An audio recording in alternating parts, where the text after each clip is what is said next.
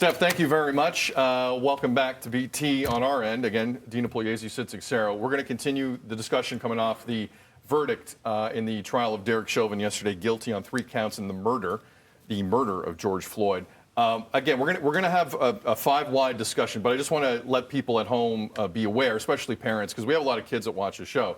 In this discussion, which is one we need to have, there's going to be video here that some of you may have seen, some of you may have not seen. It's the realities of the story we're talking about. So if there are little ones in the room, FYI, there's going to be some visuals they may have questions about, or they may find a little disturbing. So we wanted to get that out there. I believe we're ready to welcome in all 3 of our family members, along with Dina and myself, Stephanie Henry, Tammy Sutherland, and Donovan Bennett. To all of you, good day. Before I start the conversation, I want to take a quick poll. Please raise your hand if you thought at 4 Eastern yesterday he would be found guilty on all 3 charges. Raise your hand. Telling.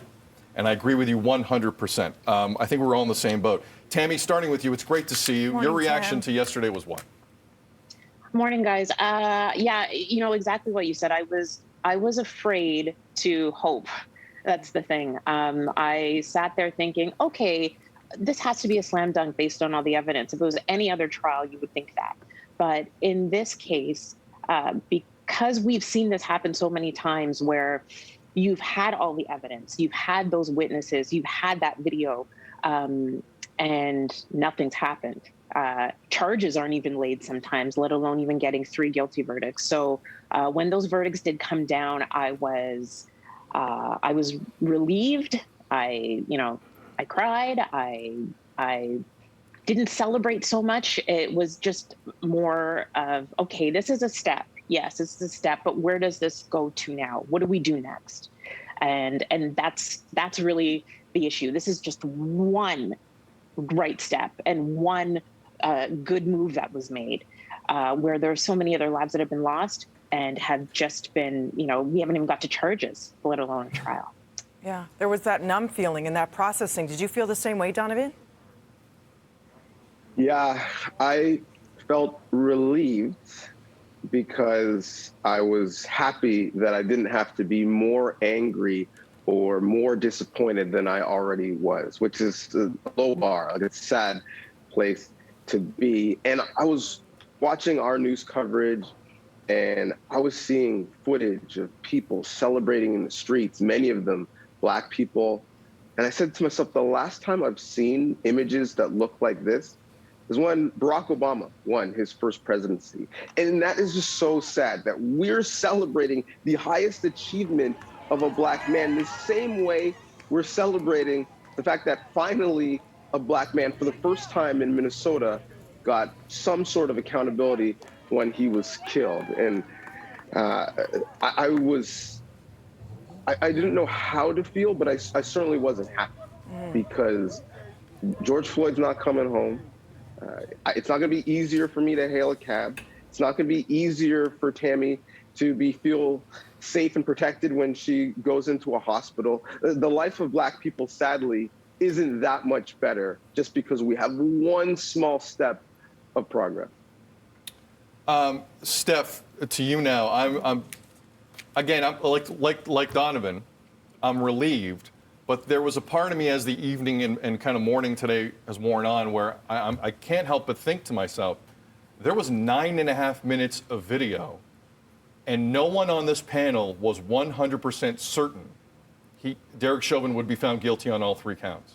I'm still as disturbed about that as I am relieved about the fact we don't have pictures of riots across North America and parts of the world today. Absolutely. And you know what? I feel exactly the same as Donovan.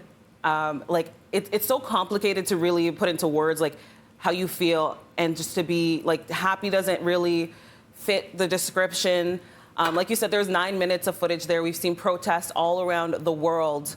And for me, it was like, I'm thinking about all of the energy we had to put into this to just get this, to just get justice in some semblance. Because honestly, real justice is, not having Black people killed in the street and just having the right to just be arrested and go through due process. That is what really we're asking for, is to be treated humanely. and not to be frightened, to be able to call police and be 100% sure that we will be protected and that we won't, not live to see, the end of that interaction. So, I couldn't really say happy is how I feel. I feel like, you've been fighting this fight for so long, and time again, it doesn't go our way. And it's like, it's like one time, thank God, one time it went our way this time. But, I'm still, I think about Breonna Taylor, I think about all the other people where it didn't go this way, So it's really complicated to put into words how I feel. And to be honest, I really didn't watch any of that trial, not anything. And, I started getting messages saying, I hope you're okay watching, the verdict. And I was like, the verdict, is that today? I honestly have been trying to protect my peace, and really I've been holding my breath for so long and just trying to, make it every day, come into work and be happy. And it's been taking so much energy, that honestly it's just been a whirlwind of a time. And I'm grateful to see that, that all charges, came back guilty. And I'm hoping to see, the actual charges that come along with this. And the jury deliberated for what, Yeah. like 10 or 12 hours? And some people are saying it's only a guilty verdict because they were scared. They were scared that there'd be death threats. They were scared that, there would be people who want to take it on them if they didn't give out or hand out the guilty plea. So what do you make of that, where people are already trying to take away from the significance of 3 counts? 3 counts where they said he is guilty of murder. I can't believe people are actually trying to take away from it when we've all been just cautiously optimistic that this one thing was going to happen. I think that I truly think that those jurors, first of all, it was a jury that was reflective of the community, number one. Number two, it was a jury who saw that 9-minute video and unfortunately had to watch it over and over and over again. And I don't know how someone, a police officer or otherwise, can defend the fact that they were kneeling on someone's neck for 9+ minutes. And they tried. I just really do think that jury saw what we saw.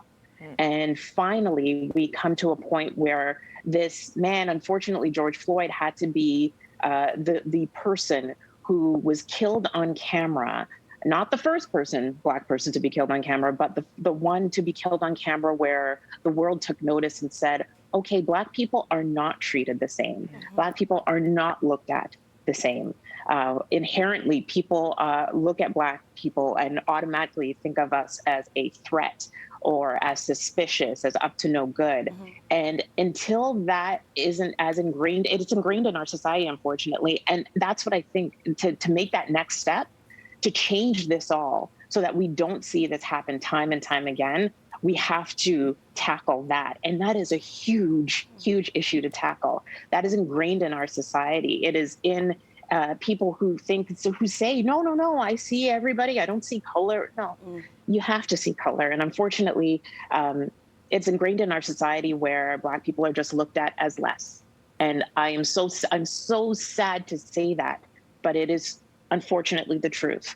And that is why so many times, time and time again, not only are we shot by police, or not just police, but look at Ahmaud Arbery in that case, where he was hunted as he jogged. And they took months to even try to figure out whether or not they were going to lay charges in that case. So the fact that we see this time and time again, the only thing that really can get down to to brass tacks here is to get, I don't know how we do it, but to get people to look at Black folks the same and as humans. As people who are family members, who are mothers, fathers, sisters, brothers. And unfortunately, those police officers, including Derek Chauvin, did not look at George Floyd as a father, as a brother, as a son, even as he cried out for his mom. He looked at him as lesser and thought, you know what, I can do this in front of cameras, in front of people, because there won't be the consequences. I won't face those consequences. And I watched him be walked out of that courtroom, and I thought, God, I wonder how I wonder what he feels like now. What a waste. You've taken someone's life, and you've done this for what? Well, I mean, as we wrap up, and I want to thank all three of you, I do remember quickly a story that the Reverend Al Sharpton told last summer where he would walk through Minneapolis at times through an airport and have insults just hurled at him constantly. And last summer, he had a little white girl come up to him, tug at his pants, look up and say, "No justice, no peace." Maybe there is a little bit of a sea change here, hopefully. Stephanie, Tammy, Donovan, nothing but love to all three of you. We appreciate you this morning. Thank you. Thank you. Thanks. And we are not near done with the story. We're going to head to the ground here. CNN has some incredible people in Minneapolis. Melanie Ng will talk to one of them here coming up as we reflect on one of the most significant days, arguably, in the United States in a very, very long time. More BT straight ahead.